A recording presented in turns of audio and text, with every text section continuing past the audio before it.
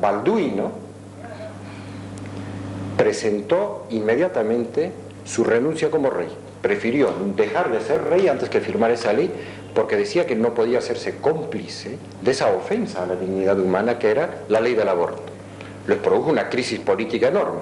Lo resolvieron con picardía, pero él fue absolutamente coherente. Le aceptaron la renuncia y dejó de ser rey de los belgas. Y su mujer lo apoyó totalmente. Una mujer fantástica, Fabiola. Dejó de ser rey de los belgas antes que firmar. Él se volvió una república. Durante un día, Bélgica fue una república. Aprobaron la ley en el Parlamento y la pasaron. En Bélgica hay ley del aborto, pero según el estilo republicano. Al día siguiente la volvieron a suplicar y a pedir, porque le tienen una admiración enorme, le tenían, ya falleció, que por favor regrese como rey. Y él volvió como rey. Probablemente consideró que era su presencia más importante que nunca en un país que se estaba desmoronando en sus valores, pero se jugó totalmente. Eso es un modelo de hombre cristiano. Ahora está propuesto, están preparando su causa de beatificación y canonización como modelo de hombre que prefirió, digamos, el martirio de sacrificar todo lo que es su vida antes que hacer un pecado de defensa de la vida. Bueno, en esta encíclica el Papa dice, si es necesario hay que llegar al martirio, aceptar el martirio, pero no aceptar esta especie de diálogo, de complicidad con una cultura de muerte. Y termina con unas palabras, que esto ya es el fin de la conferencia, al final de la encíclica termina hablando de la mujer del Apocalipsis, que es el símbolo de María Santísima en la exégesis que hace el Papa preferentemente, aunque también simboliza a la Iglesia. Pero es una mujer que está embarazada, que es el símbolo de la vida. El dragón, dice el Apocalipsis capítulo 12, se detuvo delante de la mujer para devorar a su hijo en cuanto lo diera a luz. Y el Papa dice, la vida amenazada por las fuerzas del mal, pero de un mal que ya no es humano, es sobrehumano, es Satanás que existe. El demonio es un ser viviente, personal, que existe, es una naturaleza angélica que ha pecado, que está cargada de odio contra Dios, y sobre todo lo que odia es la vida, pero existe. Y dice que se para delante de la mujer embarazada para matar la vida que está por nacer.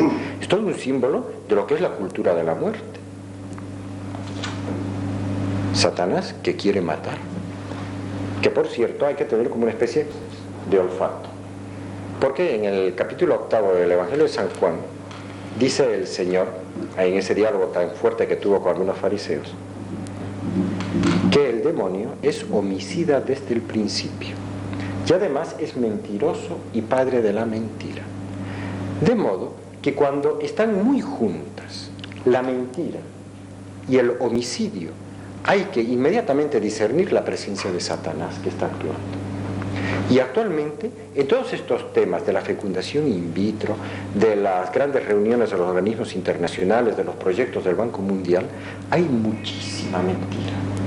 Hay muchísima disimulación de datos, falsificación de estadísticas. Los que tenemos que estudiar estas cosas nos llenamos de impresión. Hay un documento que el CELAM, todos los obispos del CELAM mandaron a Nafis Sadik, la secretaria general de la Conferencia del Cairo, recordándole algunas de estas cosas y con una cierta delicadeza llamando mentirosas a muchas de estas organizaciones. Mienten, pero hacen negocio con la muerte. Mentira, negocio con la muerte. Está el demonio que está acechando delante de la mujer para devorar la vida. Con esta imagen tan impresionante termina el Santo Padre, ¿no? Recordándonos que nuestra lucha no es solo contra poderes de esta tierra, sino contra los espíritus malignos que pueblan los aires, así dice San Pablo. Bueno, tal vez con esto más o menos uno tiene un pantallazo, un poquito a vista de águila de la encíclica, pero yo les animaría a leerlo, ¿no? Porque realmente es insustituible la lectura de un documento tan largo. Bueno, muchas gracias. Padre Don Nilo, nos han llegado, o se han juntado unas cuantas preguntas, si fuera tan amable de responderlas. Aquí Inés... El tiempo que dispongamos, con mucho gusto. Bueno, la primera. ¿Qué debemos hacer nosotros para defender la cultura de la vida? Qué bien que llegue esa pregunta, porque tal vez podría quedar un poco la impresión de que las amenazas contra la vida son tan grandes en la sociedad y está tan organizada la cultura de muerte que no hay nada que hacer. Ahí la respuesta mejor sería leer el capítulo 4 de esta encíclica, donde el Papa nos empuja a una actividad que, si uno se mete realmente, le puede enganchar la vida entera, a promover ¿qué cosa? Cuidados de enfermos de SIDA, de niños desvalidos, de chicas embarazadas que necesitan asistencia, de centros de investigación científica, de divulgación profesional a nivel periodístico, artístico, de temas sobre la dignidad humana. Hay miles de iniciativas, todas encaminadas a crear una cultura de la vida. Es riquísimo ese capítulo 4, es decir, las animo como respuesta a leerlo y, eso sí, tomar alguna decisión, no decir yo me borro, yo no hago nada, otros pelearán. Estamos actualmente todos en primera línea. En estos temas actualmente ha desaparecido la retaguardia, no hay.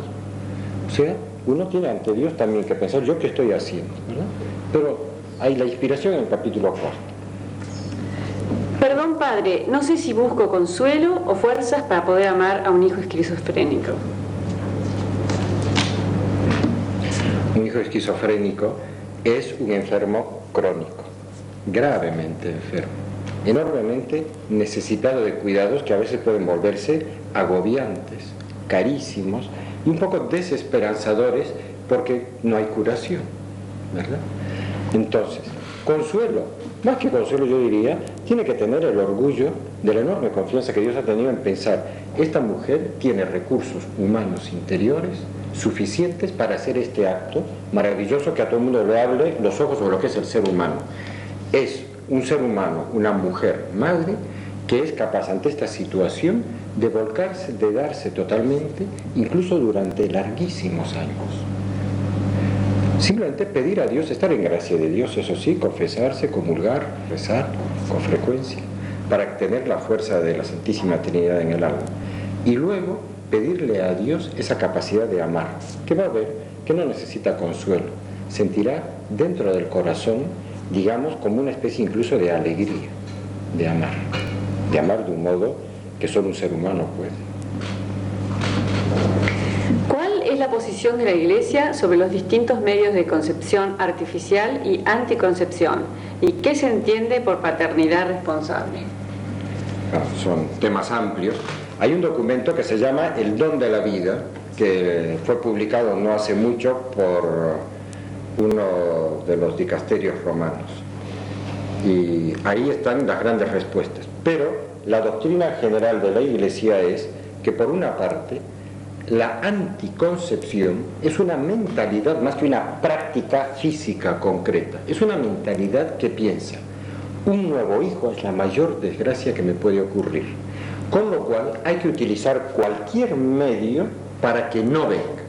Y con esa mentalidad se han inventado infinidad de procedimientos, mecánicos, químicos, de todo tipo, ¿verdad? Bien, la mentalidad anticonceptiva, la de pensar que un hijo no puede manifestar una voluntad buena de Dios, no puede ser una bendición, solo puede ser un problema, es la que está en la raíz de esto que la Iglesia considera reprobable, la mentalidad. Pero es que además la práctica misma hace que el ser humano empiece a hacer cosas antinaturales, porque piensa, si yo vivo según las leyes de la naturaleza, va a venir algún hijo. De modo que la anticoncepción exige pelearle también a la naturaleza, no solo a la voluntad de Dios, sino a esta naturaleza que yo la tengo que manipular. Y empiezo a hacer actos antinaturales, desde el uso de un preservativo hasta una píldora o lo que sea, o los famosos RU486, esa píldora abortiva infame que han inventado, ¿no?, en Francia, y que hay una empresa enorme, la Hedge, que está distribuyéndola en todo el mundo, aunque medio desvinculándose ahora, tratando de desvincularse, ya no sé cómo está. Pero cualquier procedimiento de ellos, en el fondo es pensar que el ser humano que viene es una desgracia.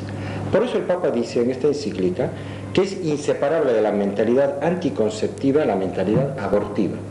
Porque si los procedimientos, los que sean, me fallaron, entonces, lo siento mucho, no tengo más remedio que abortarlo.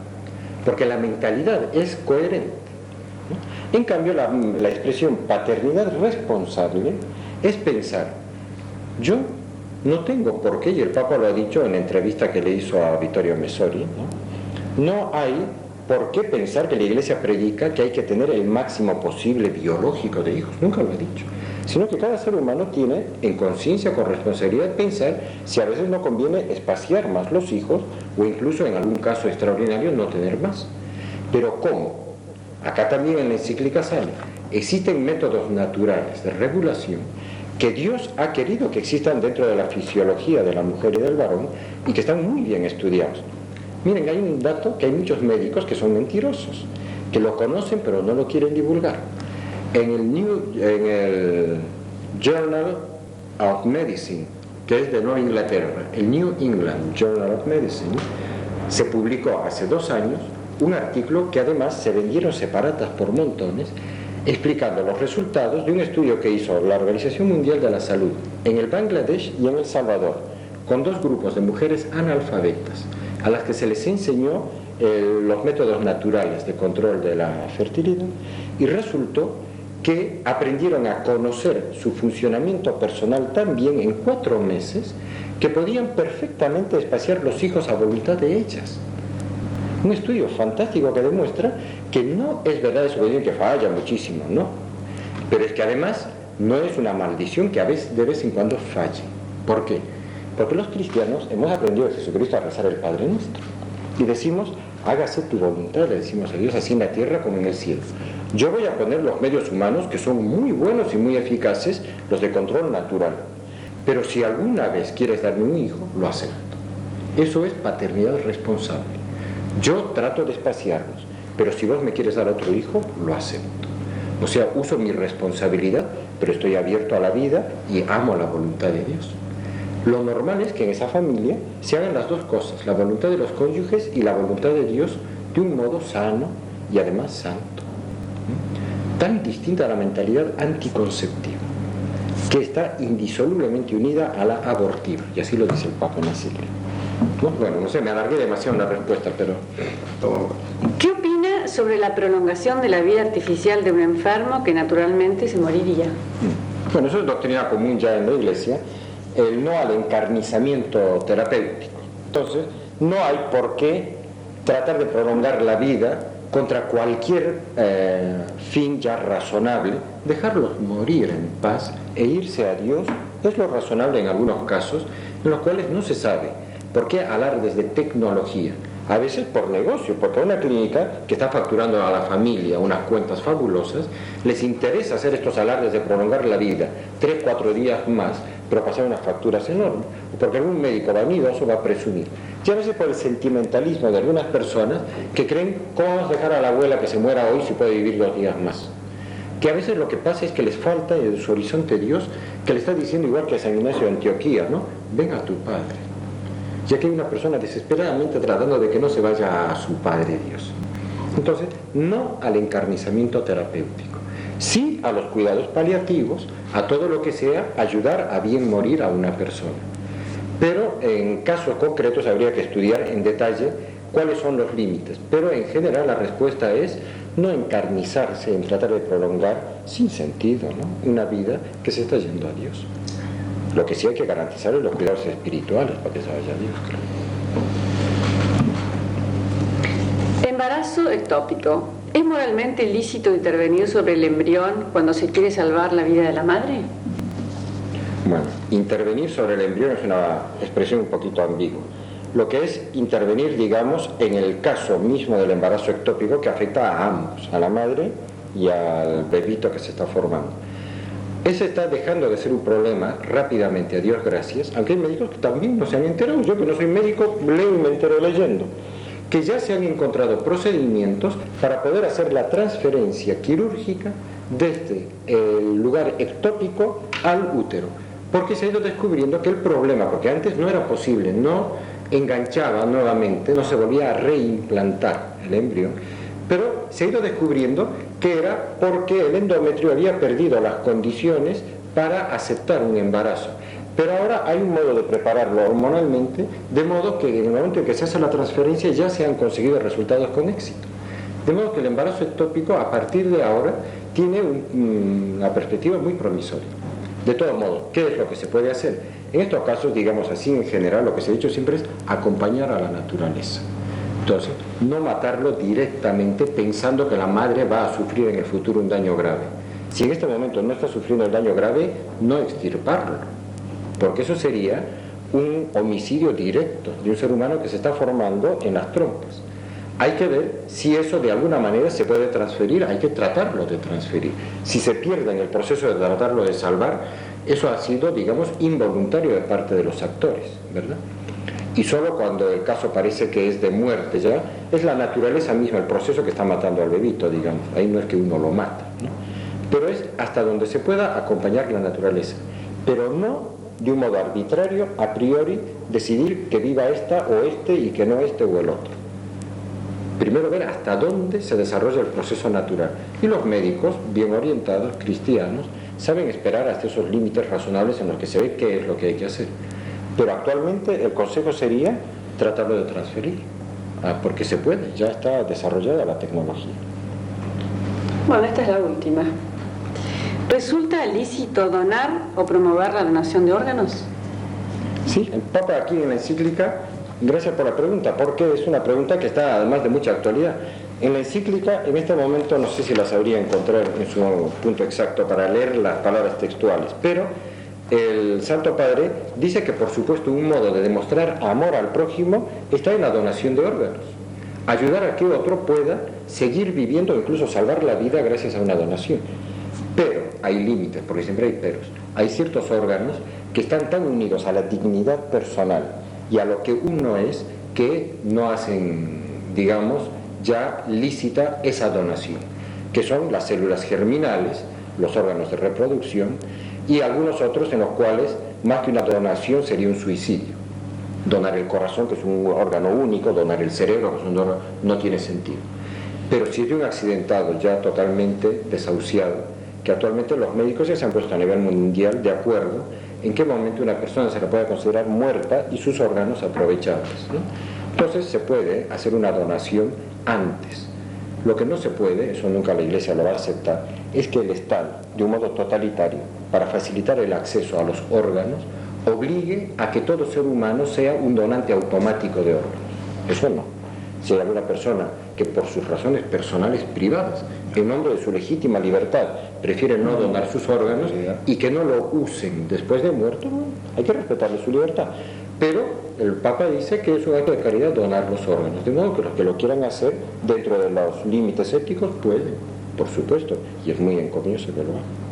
Padre, usted dijo recién que el cerebro, por ejemplo, o el corazón, que son fundamentales para la vida, no pueden ser donados si el que se los quiten implica que mueran. Claro. Pero si ya fueron, digamos, legítimamente muertos, digamos así, si ya están definitivamente muertos, pueden esos órganos pueden ser transferidos. El trasplante de corazón es una cosa ya muy común, ¿no? Y lo mismo el del cerebro, dice usted. El cerebro es una cosa distinta, porque ahí hay una misteriosa relación entre la materia y el espíritu, donde están almacenados también de un modo físico los recuerdos y las vivencias íntimas de una persona. Ese caso hasta ahora, como no es viable físicamente, no se ha planteado en serio. No ha llegado. Pero si llega el momento de plantearse, probablemente las objeciones éticas y morales serían gravísimas. Ah, sí. Sí. Bueno. Pero bueno, eso es un futurible por el momento. Muy bien. Bueno, espero que todo esto haya servido, por lo menos para animarnos a meternos más en estos temas y sobre todo a conocer muy bien esta encíclica y el pensamiento presente, del Papa. y el presente, ¿no? Y el presente. Porque esto es actual. Actualísimo. Muchas gracias. muchas gracias. Ha sido...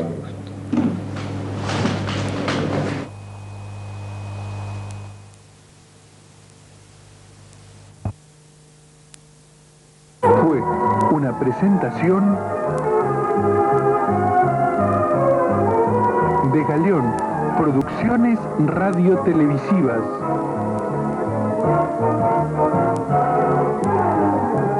Por ediciones Duquinaltum, Buenos Aires, Argentina.